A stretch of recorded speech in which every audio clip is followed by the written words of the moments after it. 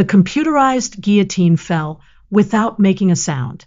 Inside the sterile, antiseptic world of the internet, a digital eraser quietly swept across the official website of the British royal family. And just like that, the names Archie Harrison and Lilibet Diana Mountbatten Windsor disappeared. This wasn't a glitch. It wasn't a maintenance mistake either. It was a constitutional execution. While the world's attention remained fixed on red carpets and California sunshine, the House of Windsor was unleashing a silent thunderclap of conflict, one that had finally reached its breaking point. The move was a cold and calculated response to a single sentence spoken thousands of miles away, a sentence the palace interpreted not as a mother's pride, but as a declaration of war against the future King of England. The story began in a room packed with Hollywood's most powerful power brokers. In early January, during a private PR strategy meeting, where perception is the most valuable currency, Meghan Markle reportedly uttered 12 words that would set everything in motion. Archie has a lot more spark than George. He was meant for the limelight. To an ordinary listener, it sounded like nothing more than a proud mother boasting about her child. But inside a room full of strategists trained to dissect every syllable, it landed very differently. To them, it struck at the very core of the monarchy. The remark appeared to challenge the 1,000-year-old line of succession, reframing the British throne not as a matter of birthright and duty, but as if it were some kind of talent competition, one Prince George was supposedly losing. When word of the comparison finally reached Buckingham Palace, it didn't arrive with outrage or noise. It arrived with something far more unsettling, a quiet, deliberate silence. For an institution that places hierarchy above everything else, the comment looked like an attempt to reopen the ancient lottery of birth. Yet, the palace didn't issue an angry statement or public denial. Instead, they did something far more permanent. They updated the official digital records, a move that carried a sense of finality, suggesting the crown had no intention of negotiating any further. But this digital disappearance was merely the final chapter of a drama that had been quietly unfolding for years. At its core were deep questions surrounding Archie's birth. To the public, the story had always been a fairy tale, the arrival of a royal baby in 2019 at Portland Hospital. Yet behind the scenes, insiders claim a very different narrative was quietly taking shape. By mid-2025, the facade began to fracture. A leak from a constitutional oversight office reportedly brought a confidential file into public view. According to sources, the file contained a scanned intake form from the Santa Barbara Fertility Center, dated April 2019. The details inside were explosive.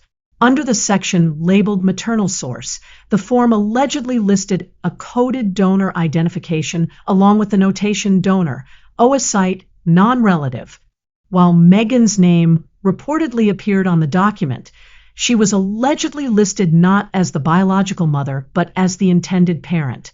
Within the rigid and centuries-old legal framework of the British monarchy, this revelation would represent a catastrophe. The monarchy is not merely a family, it is a legal institution, governed by statutes like the Act of Settlement of 1701, which requires a legitimate biological lineage. If the documents were genuine, it would suggest a fundamental violation of the very rules that uphold the royal dynasty. Suddenly, long-standing controversies that had puzzled royal observers for years began to look very different. Attention turned toward the noticeable absence of a formal public royal christening for the children. The public had always been told the ceremony was kept private to shield them from media attention, but insiders now claim the truth may have been far more complicated. According to reports, there are no records of an official baptism within the royal archives. Even more striking, the historic lily font, the silver-gilt baptismal vessel used for every royal infant since the reign of Queen Victoria, was never requested. Without a formal ceremony performed by the Church of England, Archie would never have been officially welcomed into the faith the monarch is sworn to defend. This created a silent but enormous gap in the chain of legitimacy, a ticking constitutional time bomb. That bomb was quietly contained during the Sandringham summit of 2020. At the time, insiders claim a confidential clause. Clause 7, paragraph 3, was included in the agreement. The clause allegedly represented a mutual pact of silence. The sovereign would refrain from examining questions of lineage, while the Sussexes would step away from public royal duties. In effect, it was a non-disclosure agreement of historic scale. But it was also a fragile peace treaty built entirely on the condition of silence. That treaty collapsed with the publication of Spare, along with the series of media projects that followed. Once the quiet truce was broken by public criticism of King Charles and Prince William, the palace concluded that the gloves were finally off. The protection the crown had once extended to the Sussexes was no longer guaranteed. Yet, the final blow did not come from a tabloid leak. Instead, it arrived through something far more mundane, a routine government audit of the sovereign grant. While investigators reviewed the refurbishment expenses for Frogmore Cottage, they reportedly discovered a financial trail leading to a Delaware-registered shell company known as ArchGenesis, LLC. The listed payments were disturbingly specific. Nearly $100,000 in surrogacy agency fees, more than $110,000 for legal facilitation services. But the most striking entry was a final payment of $82,000, labeled as a live birth disbursement, Candidate 6. The timing of these payments aligned almost perfectly with the months leading up to May 2019. At that point, the controversy was no longer just about genealogy. It was becoming something far bigger. It was no longer simply about genealogy. Now, the issue centered on the alleged misuse of taxpayer money to support a hidden operation. The palace's counterstrike unfolded not in tabloids, but in the arena of constitutional law, guided by the practical mind of Princess and supported by a deeply wounded King Charles. In January 2026, the king signed an update to the letters patent, a document crafted with surgical legal precision. The amendment introduced a new phrase, lawful biological union. This was not accidental wording. It was a razor-sharp scalpel meant to eliminate any remaining ambiguity. The updated language made it clear that rights of succession and royal titles would only apply to individuals born from a biological union between a royal descendant and their legally recognized spouse. The change was declared both retroactive and permanent. Within just 36 hours of the king placing his signature on the document, the names Archie and Lilibet quietly vanished from the official royal website.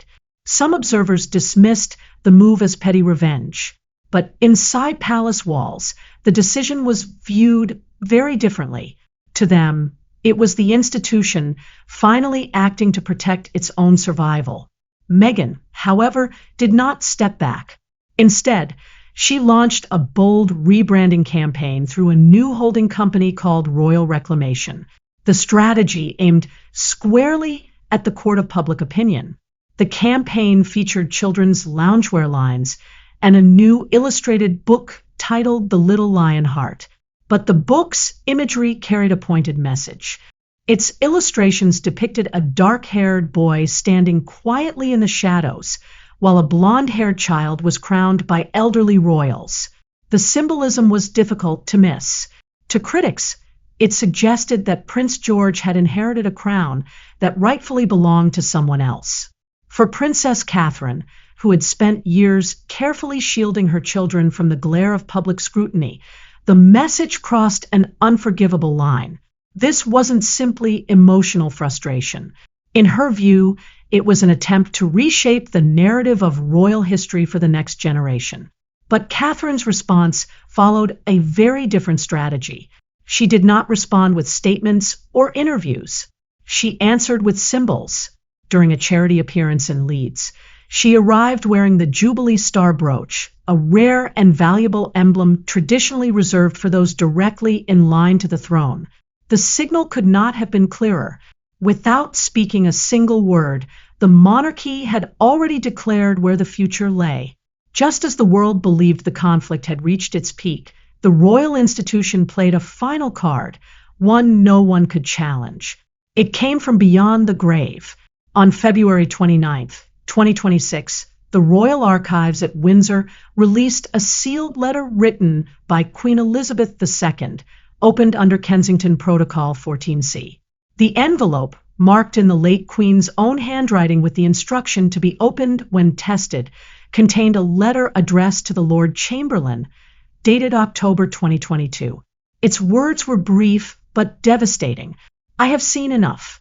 Undeserved titles are no longer owed. Those who neglect duty cannot claim its privilege." The impact was seismic.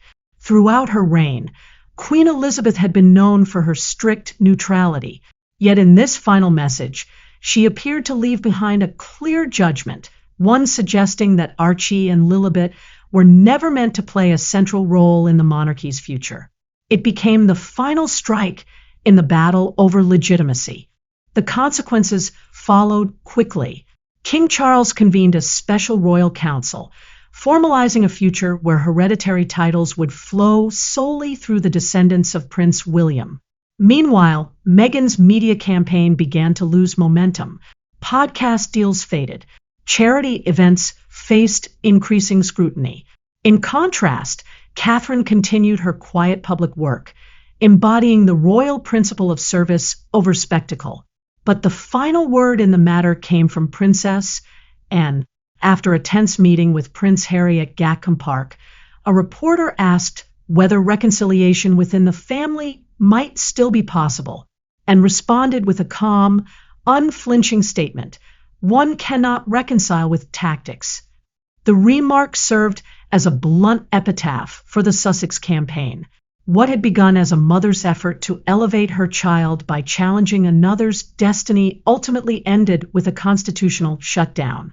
The monarchy, an institution built on centuries of survival, had once again demonstrated that it does not compete for legitimacy. It simply endures. The disappearance of Archie and Lilibet from the official website was only the visible surface of something much larger and colder beneath. To truly understand why the palace took such a drastic step, one has to examine the documents that were never meant to be seen. Behind closed doors, a team of forensic accountants had been quietly reviewing the records of the sovereign grant for months. What they uncovered was far more troubling than a bookkeeping mistake. It appeared to be a complex network of financial transactions, pointing toward a coordinated effort to circumvent established royal procedures. The trail ultimately led to a Delaware shell company, registered under the name ArchGenesis LLC, in a state known for its strong corporate secrecy laws. The figures recorded in the audit were chilling in their detail. When investigators reached the entry listing an $82,000 payment labeled disbursement for Candidate 6, the room reportedly fell silent. In the world of discreet, high-end surrogacy arrangements, Candidate 6 isn't a person, it's a file designation. At that moment, the centuries-old constitutional principle, known as the of the body clause, shifted from theoretical debate into a full-blown legal crisis. If public funds, money intended to maintain historic estates and support the functioning of the monarchy, had been used to facilitate a private overseas birth outside the supervision of royal physicians and without the traditional verification of the Home Secretary, the implications were enormous. It would no longer be merely a family matter. It could represent a financial offense against the British public itself.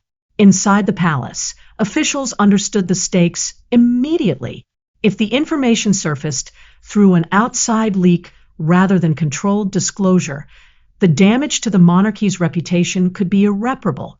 They understood they had to act first, and when they did, it had to be with absolute finality. But the financial trail was only one part of the larger picture. While forensic accountants were tracing the money, the royal legal team was carefully analyzing the words. Every interview, every podcast appearance, every chapter of Prince Harry's memoir, Spare, each statement was meticulously cross-referenced with the conditions outlined in the Sandringham Agreement. Inside palace circles, the role of enforcer, many believe, had effectively been assumed by Prince William himself. What the legal team was searching for was a very specific legal trigger. Eventually, they found it. It appeared in the way Harry publicly described his children's birthrights, presenting their royal status almost as a bargaining tool, while simultaneously criticizing the very institution responsible for granting those titles. To the palace lawyers, this language mattered.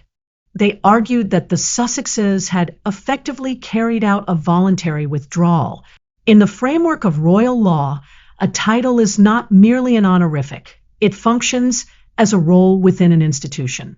And if someone publicly resigns from that role while attacking the organization behind it, the privileges associated with it, including titles granted to descendants, can be legally contested.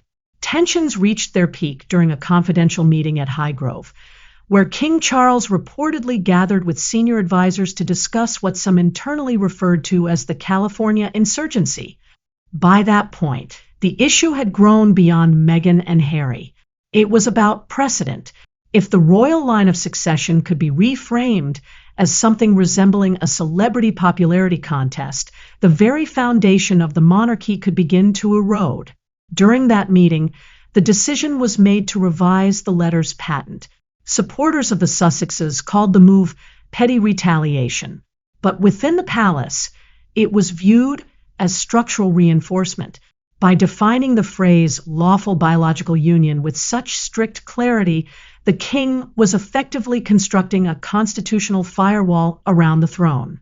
The objective was simple: ensure that the future of the monarchy, particularly the position of Prince George, could never be challenged by anyone who had not followed the traditional rules governing the crown. Meanwhile, thousands of miles away in Montecito, the mood was reportedly shifting. What had begun as defiance was slowly giving way to desperation.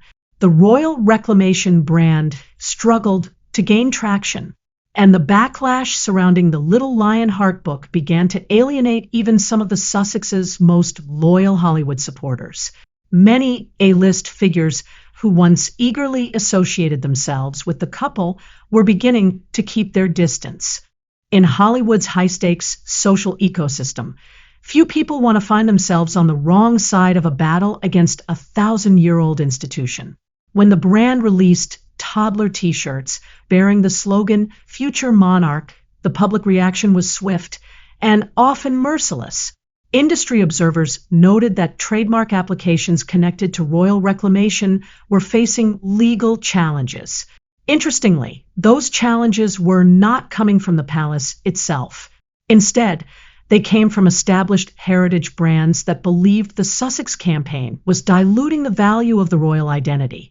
As their social capital in California began to decline, the palace executed its most powerful move yet. They opened the vault. The activation of Kensington Protocol 14C is an extraordinarily rare event. It is a set of instructions left behind by a deceased monarch, intended only for moments of serious constitutional strain. On that cold morning in February, when the red wax seal bearing Queen Elizabeth II's signature was finally broken, the room reportedly fell into complete silence. For decades, the Queen had embodied the principle of never complain, never explain. But the private letter revealed a monarch deeply troubled by what she viewed as an erosion of duty. Her statement, "I have seen enough," appeared to reference the intense media campaigns that had defined the previous few years. The Queen had not merely left behind a message. She had left something closer to a roadmap. It anticipated the challenges her son, King Charles, would face and provided the moral authority he might need to act decisively. One passage in particular drew immediate attention. The letter referenced Princess Charlotte and Prince Louis, with the Queen writing, "Protect Charlotte's dignity. Preserve its elegance. Louis will find his path." To royal historians, the implication was unmistakable. The Queen appeared to be signaling that the future of the spare line would continue through William's children, not Harry's. It was a devastating blow to the narrative that every royal grandchild stood on equal footing within the institution. Within the Windsor system, service is the only true currency. Those who serve remain inside the circle. Those who do not eventually find themselves outside it. The message from beyond the grave provided the palace with something powerful: moral legitimacy. The digital removal of Archie and Lilibet from the royal website was no longer merely a decision by the king. It could now be framed as an action aligned with the late Queen's final wishes. As word of the letter's contents began quietly circulating through approved channels, the Sussex response was surprisingly muted. There were no explosive interviews, no urgent press conferences. Instead, a different rumor began spreading. According to insiders, lawyers in London had sent a notice of discovery to the Sussex legal team. The message reportedly suggested that if the royal reclamation campaign continued, the full findings of the ArchGenesis financial audit could be formally presented to a parliamentary committee. It was not a threat shouted from the rooftops. It was something far colder, a move delivered quietly, a move that looked very much like Checkmate. In essence, the palace was delivering a quiet but unmistakable message: keep the titles you still possess, remain in California, and stay silent, or the receipts will be revealed to the world. This silent conflict has permanently reshaped how the public views the British royal family. What once appeared to be nothing more than a bitter family dispute has evolved into something far larger, a lesson in institutional survival. Princess Catherine's appearance wearing the Jubilee Star brooch was never merely a fashion decision. It served as a carefully calculated signal to the 54 nations of the Commonwealth that the legitimate line of succession remained secure. While Meghan was reportedly producing content for a struggling podcast, Catherine was kneeling beside patients in a hospital ward, quietly reinforcing her image as the future queen and the mother of the future king. The contrast between the two narratives was impossible to ignore. Public reaction followed almost immediately. Approval ratings for the Prince and Princess of Wales climbed to record levels, while support for the Sussexes continued sliding deeper into unfavorable territory.